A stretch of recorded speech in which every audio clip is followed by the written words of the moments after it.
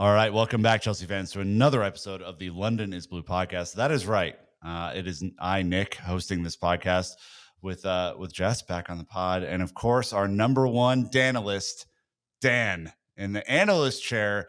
Because one, we're going to try something a little bit new this season, kind of switching up the hosting responsibilities, and two, I just want to give Dan a chance to cover what has just been a tremendous weekend of sports for everybody across the board. Just a wonderful match to come in for. Dan, how are you feeling about everything? Thrilling since 1905, Nicholas. Thrilling since 1905. There's an opportunity to dissect and digest what has been a terrible weekend in sports for your Broncos, for my Patriots, for the sport of F1 in general outside of Carlos Sainz. And hey, at least Arsenal and City drew, and the league is still kind of in a wonky spot outside of Liverpool, just looking to be an indomitable force at the moment, Jess. Unbeatable. Yeah. Jess, how are you feeling? I mean, thrilled, as you can see. Very thrilled. I remember during the match, the minute things started happening, I was like, I messaged you guys, like, I'm so happy that we're recording about this match. And I mean, it is what it is, right? But I am happy to be here with you guys. So.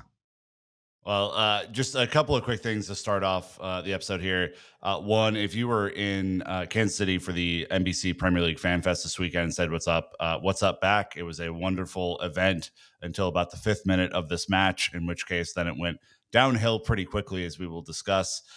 Two, just another shout for the Paul Cannaville Foundation. We're going to be releasing a very cool interview that we did with Paul on Tuesday of this week, the day of the Lincoln City match review. So please go to our YouTube and watch that. Obviously, Paul and the foundation are doing some really great things all across the UK, and I think we'll even be coming over to the US for Blues Day in February. So just a huge shout out to them. Go buy the merch, go watch the videos, all that sort of fun stuff. But Dan, we have to get into it because 3-word match reviews don't write themselves, and we had a wide variety from our Discord.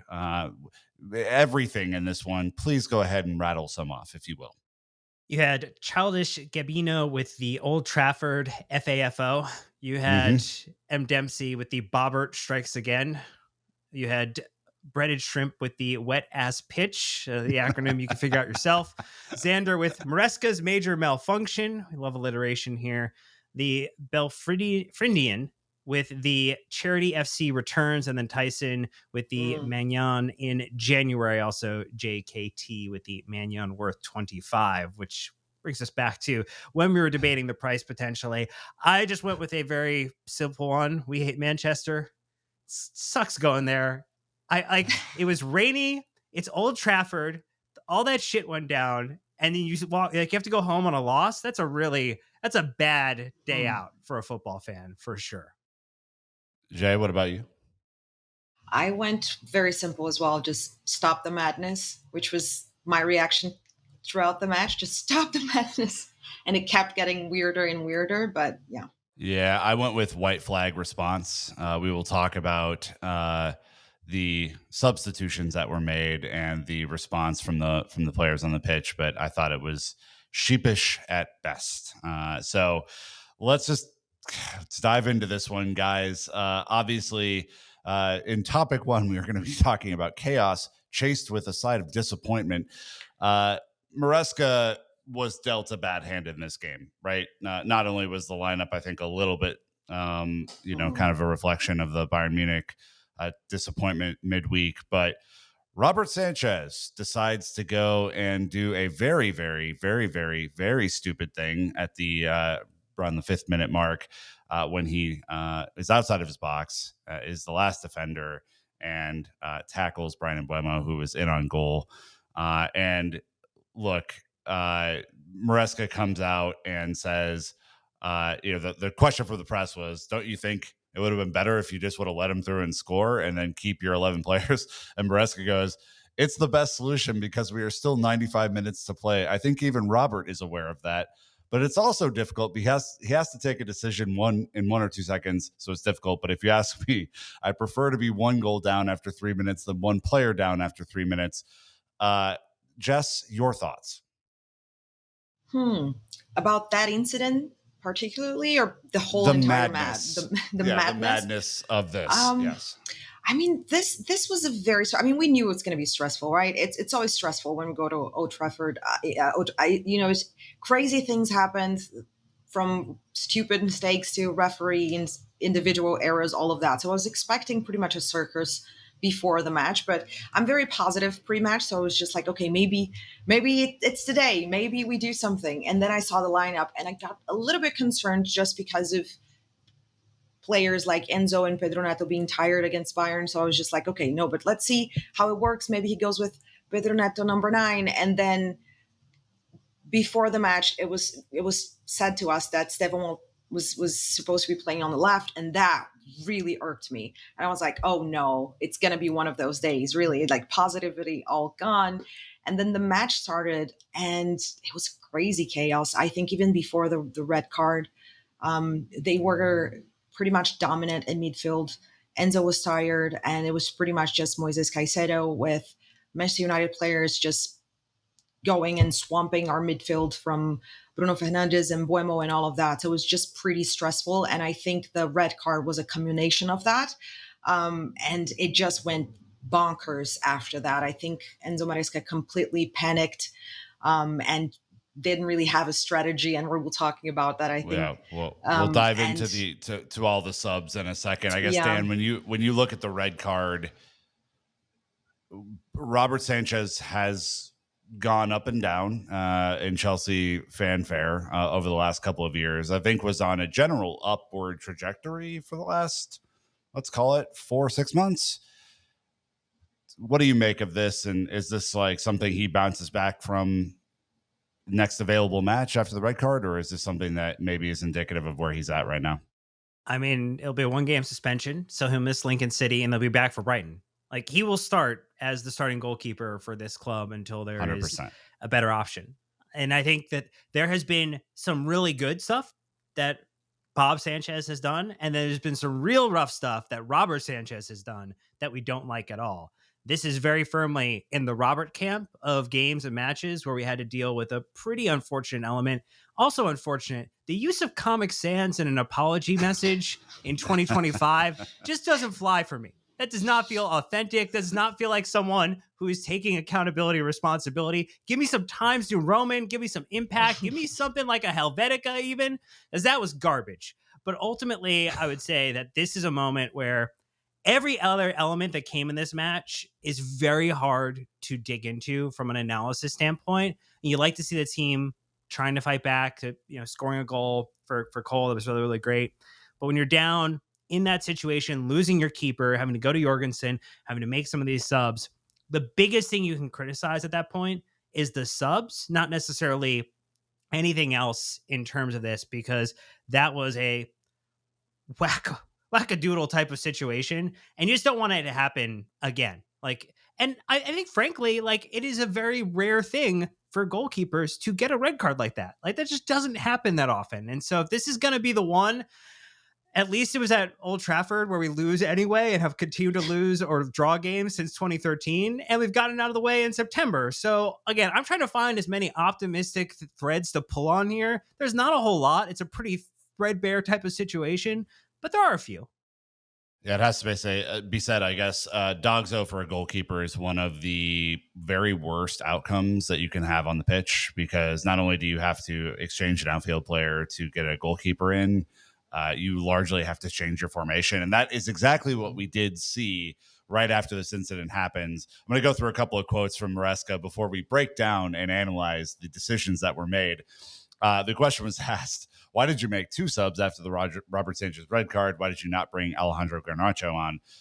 Maresca, the reason why we changed Pedro Neto and Flyin was because they attack with 5 players and we defend with the 4. We can defend with the 4 when we are 11 versus 11, but 11 against them, I think we needed to defend on the width, so we decided to go with the back 5. This is the reason why. The other one, Garnacho was ready to go on, but then West Fofana asked for the change. He was tired after a long time, so he decided to go for Tyreek. The idea was to give Garnacho minutes against United. So he was then asked, what are your feelings on the red card, the way the game turned, and your post-red card strategy? So for me personally, it's quite easy in terms of the red card after 3 or 4 minutes. It was rough the way it happened, not only for Chelsea, but for any club. For sure, we could have started the game better. Then the red card gives a chance to their red card, the United red card gives a chance to get back in the game. We had 2 or 3 moments inside of the box in the second half, but all the game changed after our red card, all the planning and everything. It doesn't exist anymore. So what he decides to do is one, make Premier League history by having 3 substitutions in 21 minutes. Making history, not reliving it, Nick. Making history, not reliving it. Let's go for 4 next time, maybe even 5. Let's really ramp 5 it up. first half subs would be incredible, and I dare him to do it this season. I dare him to do it. Just really a record that shouldn't be broken at the end of the day. I guess you guys are the analysts here. I'm looking at this and saying, obviously, you got to bring someone off to get a goalkeeper on. That makes total sense. Jess, you made the comment before we started recording that the second substitution is the one that really doesn't jive with you because of the way that he's describing the setup and trying to counter their attack. Go on. Yeah, I mean, actually, the first one I didn't love it by itself, because obviously I'm a huge Stefan fan, but it's just because of Pedro Neto being tired. But I understood it, at least the fact that he defends a lot. Like, I saw the logic in it. However, just right after it, taking out Pedro Neto as well, we completely lost our outlets on the field. We lost our width. We changed to a system that we don't normally play in a must-win game where we are 1-0 down. I mean, we soon to be 1-0 down anyways. And we were chasing it. And it was, people forget, it was like around minute 5, 6. So we had 85 left to play. And it just feels like a decision, like it was too soon. You settle the team again. You maybe, okay, take out Stefan, unfair. It happens, not his fault. You have to put Jorgensen in. Great. But then you try to see what the game plan demands you to do. And then because of his changes, we just sit back for the entirety of the first half. And you saw JP completely alone trying to fight center backs. And the only runners towards him were Cucurella and Enzo Fernandez, who we know it's not the paciest guy. So it just felt very weird. And it just, tactically, to me, it made zero sense whatsoever. Yeah, I don't understand it. I tried to go back to it and try to see from his point of view, but my only conclusion is that he panicked. I can't think, nothing else justifies it for that sub. I don't know if you want me to go onto what happened in the second half. Just, it's a whole different thing. Not quite yet. Keep your powder dry, because there's actually quite a bit that we're going to talk about right after the first ad break here. So thanks to the sponsors, and we'll be right back. All right, Dan, I look at the Cole substitution. So the first 2 subs are made. Tosin comes in for Pedro Neto to try and shore up the back line. And I think that was a product of the fact that, Shesko wins the header initially that sets Embuemo through. Didn't necessarily have the height to deal with him on the pitch. West Fofana clearly not fully match fit in that way yet. So Tosin comes in, and you basically lose all your width. And then Cole Palmer, who again, for the second time in 3 weeks, has tried to give it a go unsuccessfully, has to come out of the game. So your attacking midfield is out, and Andre comes in for Cole Palmer. What are you thinking at this point as you're watching the game? Because essentially it's Joao Pedro up by himself and everyone else playing defense. That there's not goals on the pitch. And if you want to come back and win this game, you have to have people who are capable of scoring, and not just from a set piece situation, but by forcing the game forward. Again, it is not the most, it's not the sexiest back line in the world, but Maguire and De Ligt do a good job for what I think effectively is a United team that a lot of the times struggles to get out of their own way. This time we decided to say, hey, we're going to give you a handicap and make it just a touch easier for you to get through and make it through this one. So when you lose Pedro Neto, I'm kind of surprised that he was the first one taken off from an attacking standpoint. To me, the Cole one made way more sense from that perspective. And I know that someone's going to point out the fact, well, wait a minute. In the Premier League this season, Moises Caicedo has 2 goals. tied for our league scorer, along with Enzo Fernandez, Trev Chalobah, and Pedro Neto for our goal scorers in the Premier League this season. So someone might say, well, wait a minute, you have a couple of the players who are still on the pitch who know how to score those goals. To which I would say, yes, but I'm not counting on Trev Chalobah or particularly Moises Caicedo to score with the regular volume that a Pedro Neto does, that an Estevao potentially can do, and a Cole Palmer can. And so like that, to me, it felt as if, I think you kind of made this mention of the white flag, like it put us in a position where there was just no outlet, and you were hoping for a lot of luck or to find a way back through some type of attrition in the game. Because in a moment where you didn't have a real true replacement for kind of, the whole like interesting kind of situation with Fofana, like you would have wanted him to come out at some point in this game. You weren't able to do that. You would have wanted Cole Palmer to come out of this game anyway at some point. You would have wanted most likely Enzo Fernandez to come out of this game at some point to give him some rest. But like you couldn't do any of that because of all of the situations, Jess. Yeah, I mean, one thing that you mentioned that you mentioned how we have Moises Caicedo scoring goals and, have goals spread throughout the team, but that it's also impacted by the players we have. So when we have Stevo making his runs and you have the width on the left side and you have Pedro Neto and you stretch the pitch, it leaves space towards the middle for other players to contribute and to arrive in the box. And we also didn't have that. We knew we were going to have to defend a lot because we were one man down, but we left ourselves short on the counter. So we couldn't counter. We could defend, but not counter. And it's not a surprise that our goal came up eventually from a header because we didn't change our setup. And that was the only way that we would be able to score. I mean, maybe if we have Cole Palmer, I mean, obviously that was upsetting, but injury related. So I don't hold it too much against Maresca. I do also agree with you that I don't understand, given the circumstances and the fact that he obviously knew about Cole's fitness condition, why didn't he opted to take Cole out before of the other two who were fit? So that's the point. But at the same time, I kind of understand that if you're looking at our squad and you need a miracle goal, Cole Palmer is your guy. So you want to keep him. So I don't hold it too much against him on that standpoint. But yeah, I just completely agree with you. And I think with most of the fans, it's not what happened. It's not entirely his fault. Obviously, Robert Sanchez left us in a very, very tough situation. But we've seen even today that we're recording with Sunderland and Aston Villa that it's possible to fight with a man down in the right setup. This is the point. When we went down to 10 men against Newcastle at the end of last season, the team actually banded together, got stronger, and created more with 10 than they did with 11. And I think that is the thing that's most puzzling to me, Dan, as I look at what Maresca does in this game. It really does seem like he panicked. It really did seem, with the lineup selection initially, which was, again, I think based on his own comments, wrong.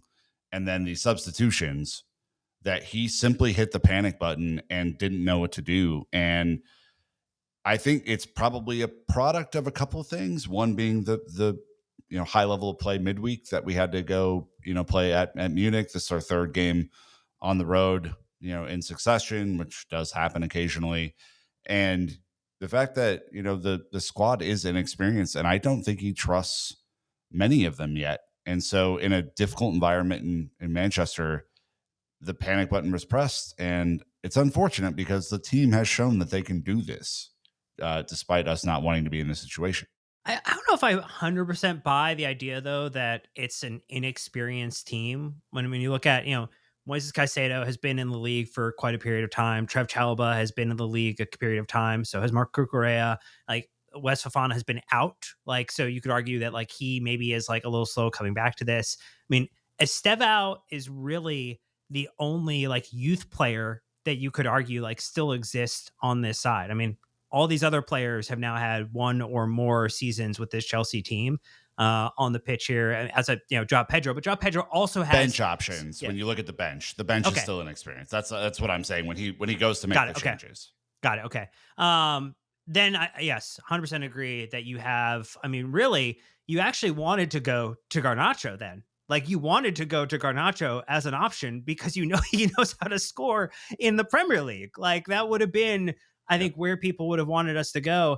I mean, Sam and I have talked about this a little bit. Like, he has had opportunities to play centrally through the 9 position, and it would have been very interesting to see if you could have put him and, Joao Pedro together for any period of time in this game. That would have been a very interesting combination and would have given them a player to work off of.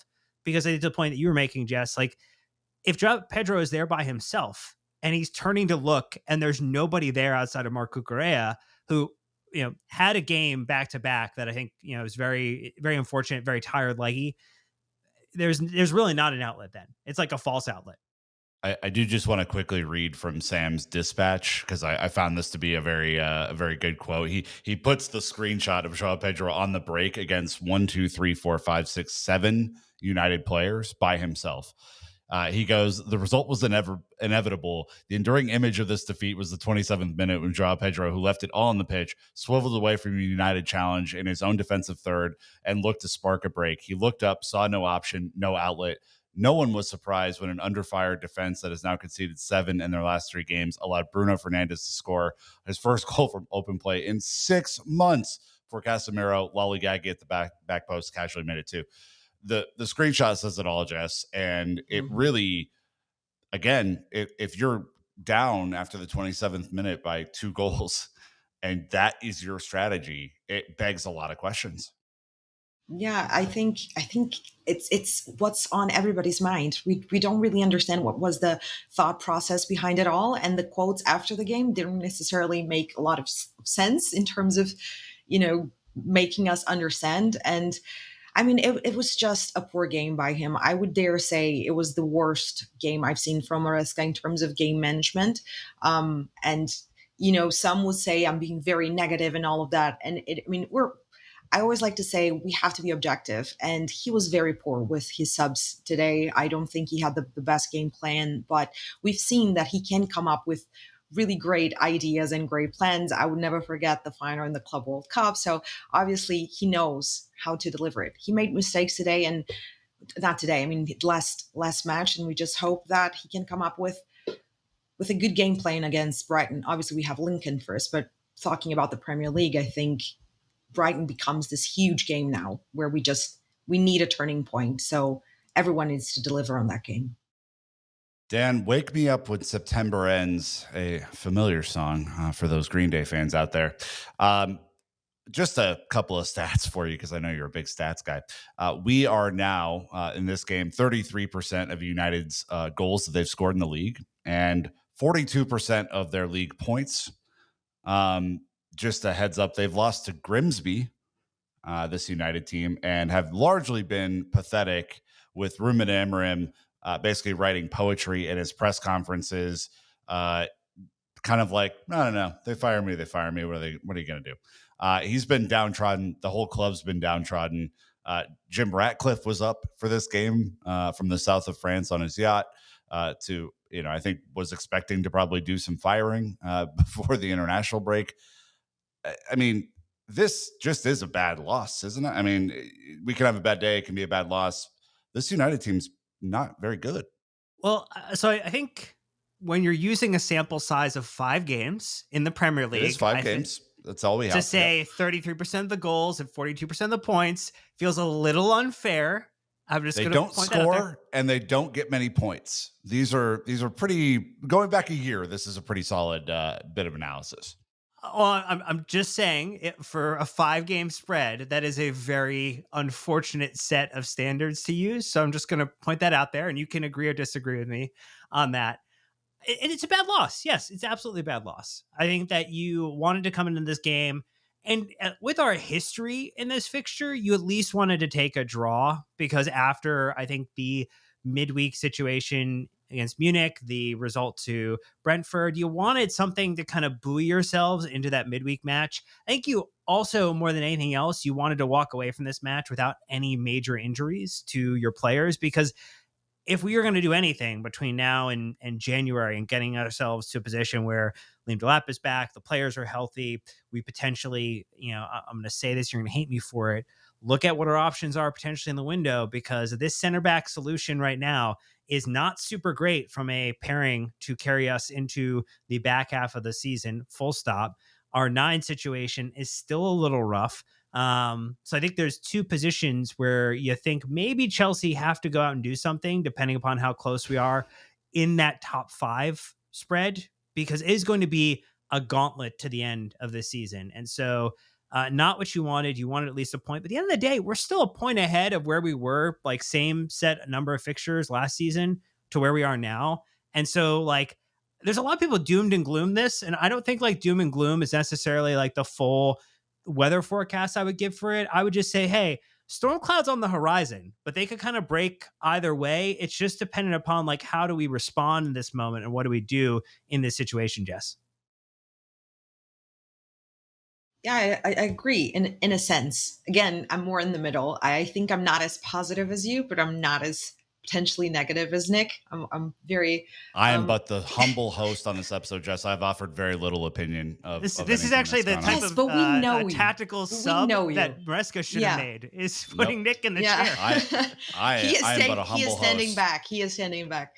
No, I am. I mean, I think right now I'm still a bit emotional. I'm not going to lie, because the game it's very fresh on my mind and my heart, and as you pointed out, the fact that we are already talking about the transfer window, about what we could do, about positions that we needed to and should have addressed this transfer window or last summer's transfer window, it irritates me more than it should, probably, because it feels like we're always looking for the future, what we're going to do in the next transfer window, and we have talents coming through. And last season was Andre and Stevon, and now we're talking about Penders and Kenda, and it's always the next one. So this in itself kind of, it's annoying to me. And it's something that I am doing myself because of the strategy that we have in place. So because of that,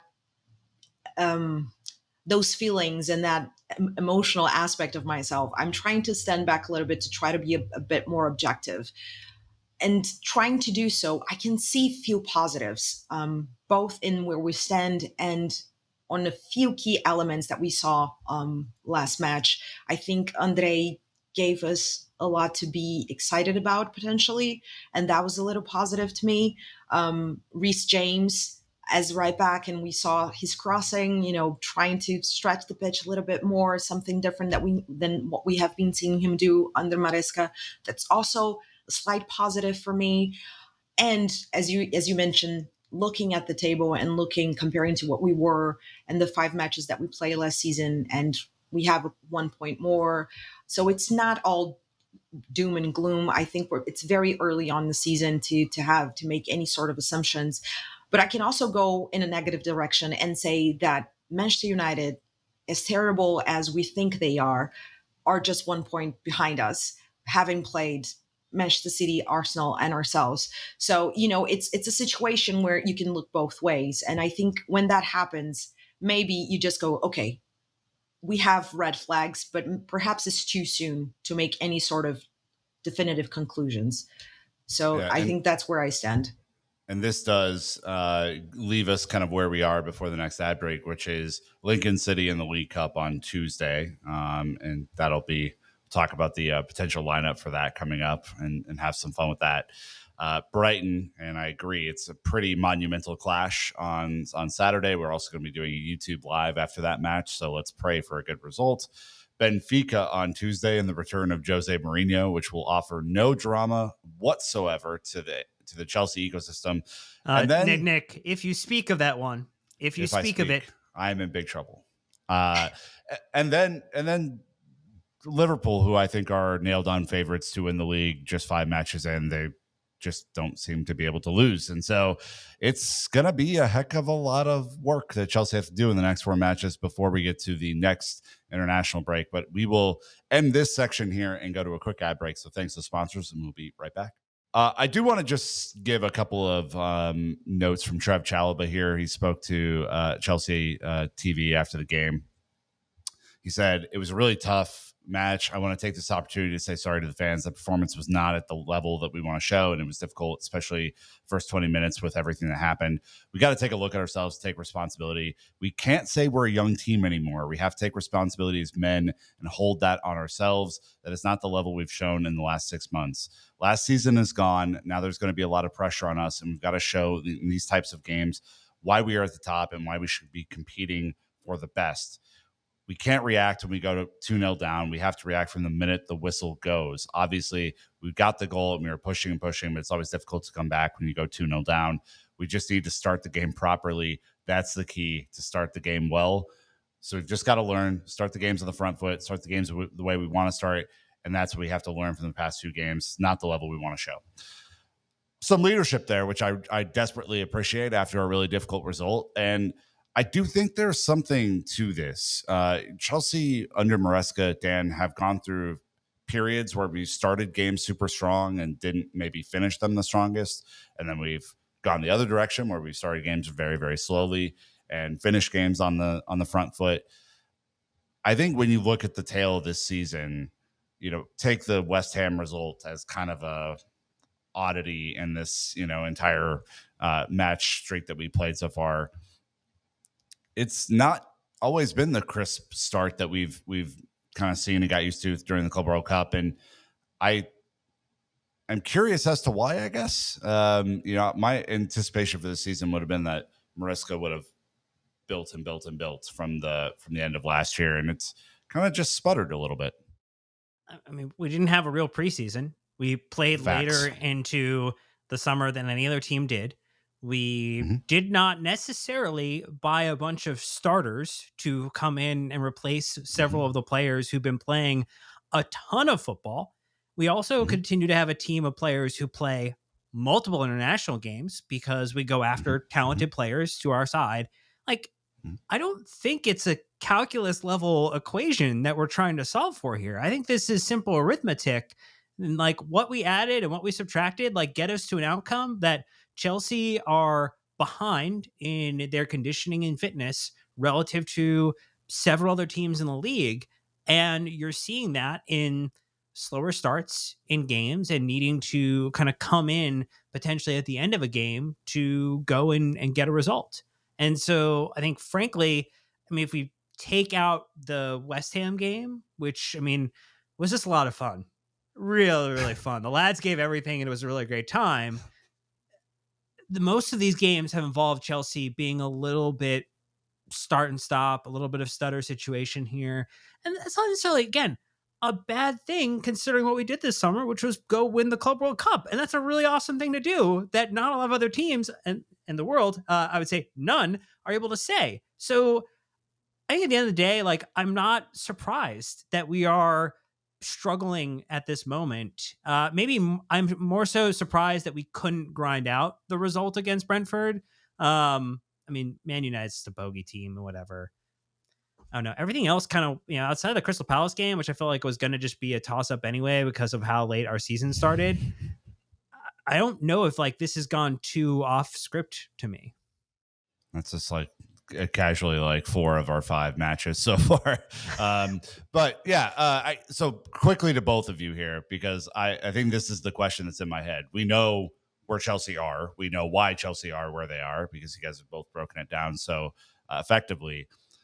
At what point in this season, and I want you to give me a month, knowing where we are, will this Chelsea team begin to effectively play at the level that we hope they will play at, which is a very good level, a Club World Cup winning level? In which month, Jess? Oh no. You know what? I'm gonna give a cop-out answer. But I will explain. Because for me, it all depends on something that hasn't been happening and that I'm still expecting to happen, which is rotation. I think a lot of our problems are to do with the lack of rotation. And I don't mean rotate the 11, but certain players are fatigued, giving chances to Andre and Josh. Those sort of things to me would, directly impact our results. So I don't know. Let me see. Looking for a month here, September. Jess. We suck in December though. So Oh no. How I want us to play after the winter break, probably. Oh, January. Okay. Yeah. Wow. Dan, what about you? Oh, okay. So I'm going to say January specifically because I think it is going to take a little bit of time. I mean, there is an international break in January, the last Mhm. one I think we have, right? Or one of the last No, there's ones. the winter break in January. I think the I last said, international break's in you March. yes, you're correct. Is what you're Yeah. talking about. I'm worried about the stacking of fixtures in the December timeframe, as always, and like it's not necessarily the most kind run of fixtures in December. I mean, it's Bournemouth away, Atalanta away, Chelsea hosts Everton at home, Newcastle away, Villa at home, and then Bournemouth at home. Like, it's not a fun like group of fixtures to me that like spell that like we're gonna be just flying through. Also, we have Leeds away too. So I mean, as you and I know, Nick, great day out when you go to Leeds away. Uh, Tremendous. uh, but yeah, I think it's you're looking probably at January to me. All And right. So also what I players take out coming of back, right? Sorry, like yeah. with the What I take out of injuries this and though, if we're saying that this team's not going to play their best football until after the January break, we're not competing for that much stuff hypothetically. Like Mhm. I think that I'm looking at the November international break. That being the last international break of the year, as this team like finally getting a streak of like a month or almost like 2 full months of football together as the time in which I would hope that they start to get to where they need to be. I know historically December's not been great. Historically, though, September's been a lot better. So I think perhaps we're trading, we're robbing Peter to pay Paul a little bit in terms of where we are currently versus where the team will actually be fit. And part of this is the injuries, right? So I'm just going to Mhm. go on the Cole Palmer thing here because he's yanked in this one early. Cole tried training this morning. He had a test to play. He's not 100% fit, but he made an effort to play. And this is just an ongoing situation, Dan, that we're in with Cole Palmer. He needs to rest. And the team, I think, needs to make a really hard choice, between now and probably when they're back from the October international break. This is what happened to Reece James when he tried to come back and play and then get hurt and then tried to come back and play and get hurt. Groins don't heal themselves. So are you on board with my rest him and let the rest of the team pick him up strategy, or are you I where are mean, you that at? would be great. It would be great if that were the case. Here's the thing: there are 10 matches between now and the start of December for Chelsea at this point in time. There are 7 matches in December. Like, I mean, just think about that. Like, we are in mid September, almost end of September now. Like, to your point, if you're gonna get right, this is actually a really good time to start to get right, to start getting healthy. Even though you do have, I think, some heavy games there. That start of November potentially for Cole with the Karabag away, the Wolves at home, and then like that is kind of the end of it. I mean, there's the Tottenham match away, which I think you would want him to be available for. You'd want him to be up for, and then that Sutherland game on the 25th of October. There are some matches where like if you could get by without him to get him rested, to get him fully fit ahead of December. Same with can you get Liam Delap back and going at that same time so you can actually rotate Joao Pedro and not kind of grind him into the ground, because that's another player I'm super concerned about. There's a whole lot, Jess. There's a whole lot getting us back to where we need to be. And then also like how do you effectively rest and rotate some of these key players when there's just not like the downgrade from Joao Pedro to potentially putting Garnacho, or the downgrade from Cole Palmer to the backup is just light years different. Yeah, but that's the reality, right? So it's just I feel for Maresca, but it's the squad that we have. So it's on him to try to find a way to utilize it to the best possible ability. And I think he can do it. I genuinely think that he can do it. He has shown all of us, I think, a lot for us to be hopeful at least. And I think he deserves a little bit of trust. I mean, we've won 2 trophies under him. So at least for me, and I think for a lot of the fans, it's like, okay, you've shown us that you can win stuff. So we have a little bit more patience with you, but he needs to be more courageous. I think that's the thing. I believe it was Nick that mentioned earlier on how he doesn't feel that Maresca entirely trusts all of his options. And I actually feel the same way. The fact that he played George in this game when he had like Gittins, even if he didn't want to play Garnacho, and maybe it was an emotional thing that he didn't want to put him in a situation where the entire stadium would boo him and he didn't feel that we would win anyway. So I might not agree with it, but I can see some of that maybe influencing him. He had Gittins there, which, it's interesting. He didn't have the best game before that. So maybe Maresca now doesn't entirely trust him. And then you have Mark Gee, who was brought on to play center forward, and he chose George, who he already knows, who is not a center forward, who was close to living. So there are question marks in how he views some players that he has. But unfortunately, it is what we have.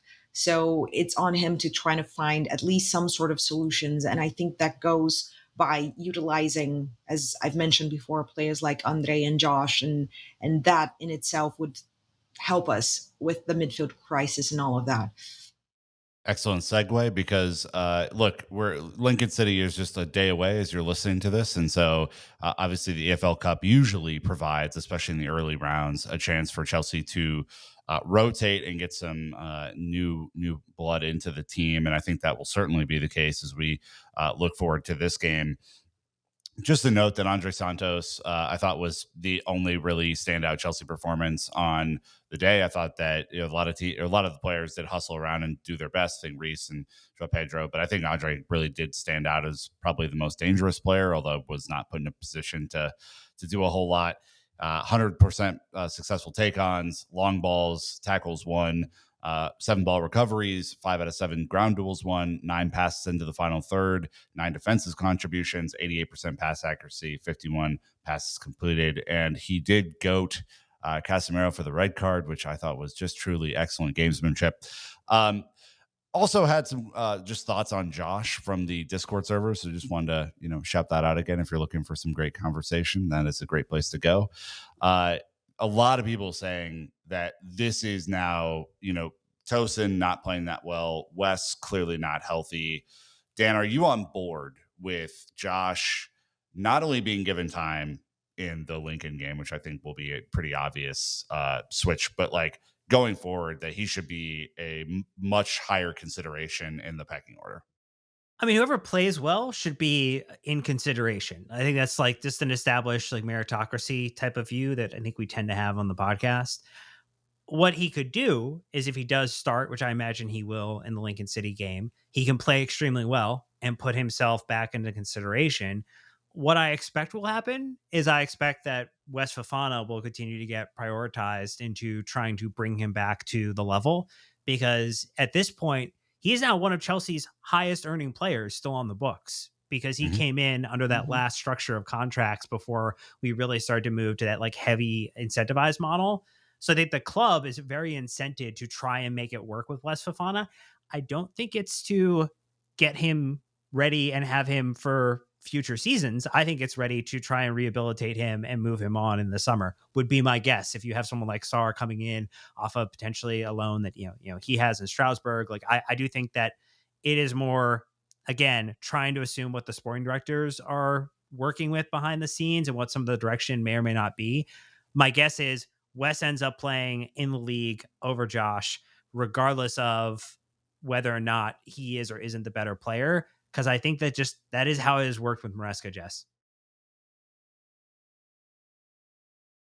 You know, this is a position that annoys me so much, because if I look at Chelsea centre backs, and I know Josh is primarily like a right back, but he has been playing centre back. He played under Maresca centre back, and we have Gusto and Reese, so I'm just gonna put him in as the option for centre back.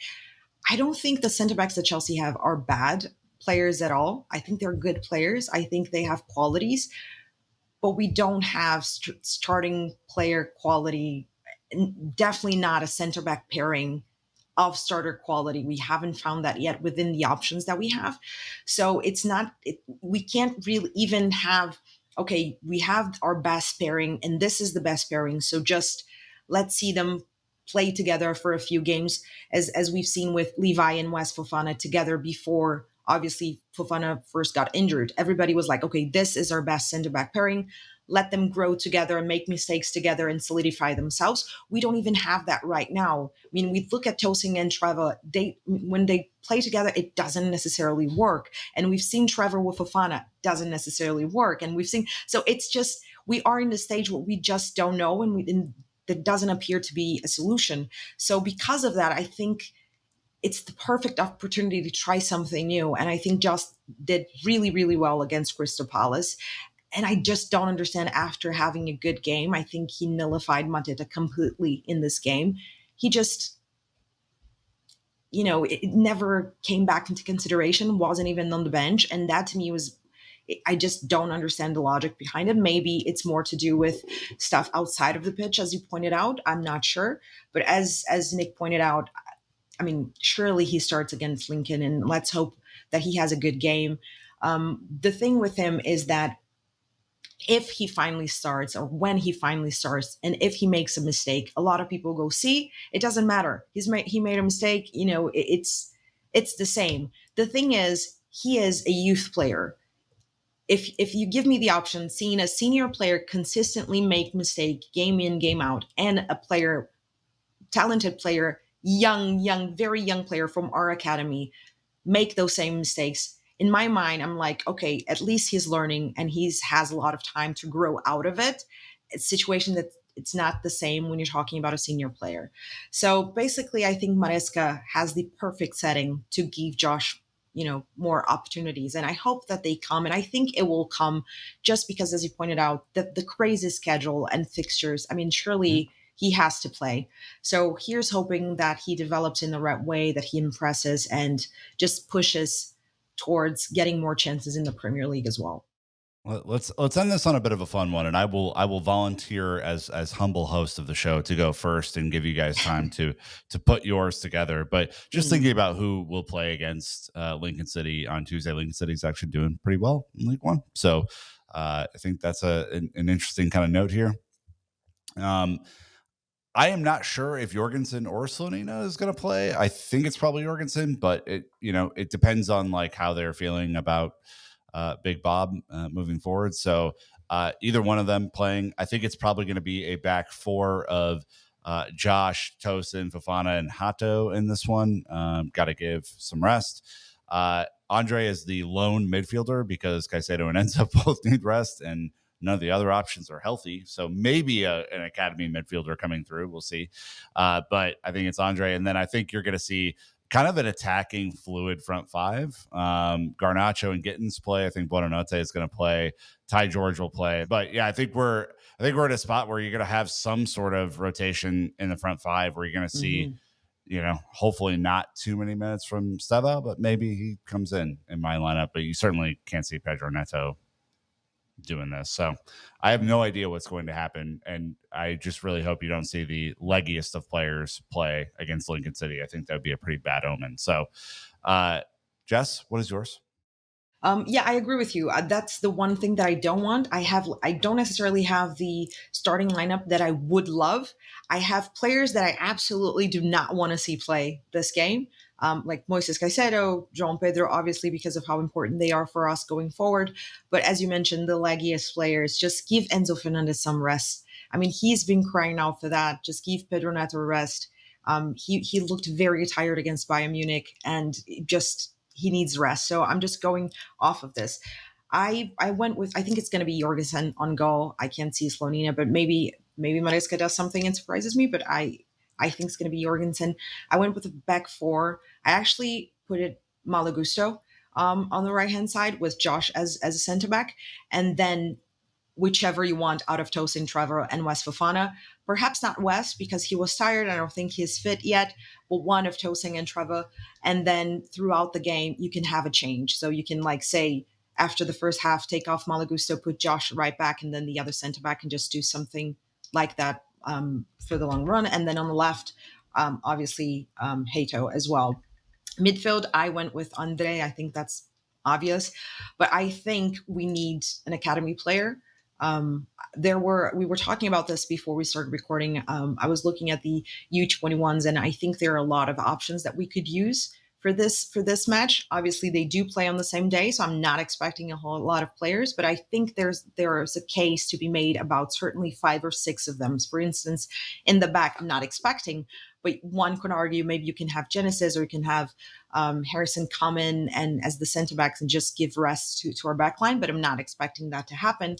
However, when it comes to midfield, giving Esugo's injury, the fact that I wouldn't risk Moises Caicedo, and I think Enzo deserves rest, I would definitely go with an academy player here, either Hakisaki or Reggie Walsh, that Maresca seems to love, even though it's not, he plays further forward. I think we could see Reggie Walsh come in with Andre. I could see it happen. And then up front, I have absolutely no idea. I think Garnacho needs to play. I think Gittins need to play. But I also see a world where it's Garnacho and then Stevon on the right, and then he changes up at some point to bring in Gittins. And then centre forward, I think he's going to go with George. But I would love to see someone like Shimaheka, for instance. But I don't think it's going to happen. I think it's going to be George. And that's about it. I agree with most of what Jess said. Jorgensen, Gusto, Josh, I think Tosin, and then Hato. I think Andre makes sense. I think he's going to play Caicedo. Like, again, this is not just, it's not me saying what my preferred lineup is. I'm just saying, here's what I think is going to be the starting 11 for the game. Then I think he's going to put Estevao in. I think he's going to go with Bonanote. I think he's going to put Garnacho in to get him a run. And I think because he doesn't want to go with like a completely like inexperienced 11, I think he's going to put Joao Pedro in to start the game. Like, I just think that's going to be the lineup. Like, don't flame me on it. Don't put it in the YouTube comments. Don't be like, I can't believe you would say that. I'm just looking at Maresca's past history of these lineups and games we think that are like gimmies. And like, he has not always gone with like a super heavy rotated game, even when like we were, in our 6th game in the Conference League. Like, we just need to be like very thoughtful about like what he is willing to do. And, to put in Estevao, to put in Bonanote, to put in Garnacho, to put in Andre, and to put in Josh, that's already a significant number of changes. Like, I think where you might see an academy player is that if we are up heavy, like if we could get 2-3 goals into like the 60th minute, then I think you might see some like really healthy rotation, which would be exactly what you would want from a game like this. Can I just say, I completely forgot about Facundo Bonanote, but he is on my lineup as well, alongside Andre, but I just completely forgot it. But I think he will start as well. I just really hope that you're wrong, Dan, and we don't see João Pedro in this game. I hope I'm wrong too, but I'm going off what I see the guy do. This is I'm just reading the Maresca tea leaves. The tea leaves are saying this. Yeah, I think he's going to want to avoid defeat at all costs, and that could be costly, potentially. Let's look at the Premier League table for slightly different narrative, because Chelsea currently sit in 6th, only on goal differential over everyone predicted Sunderland in 7th on 8 points. Fulham on 8 as well, just with the 1 goal diff. And then behind that, City, Everton, United, and Leeds on 7 points.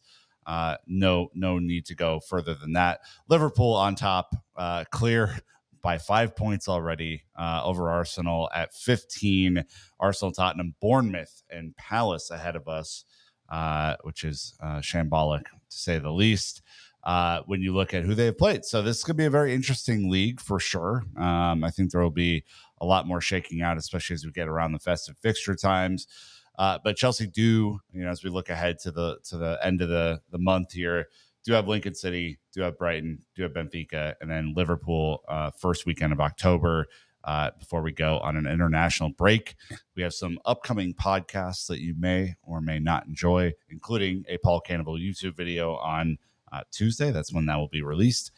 We have the Lincoln City match review coming at you on Wednesday. We have the Matt Law special on Thursday, where he announces the end of Mastradamus. It is dead. It is gone. We must move on. And one of the best runs we've ever had in this show. Like the original Why Not Us? Like, Like a real sad. It was a sad moment for me when that died.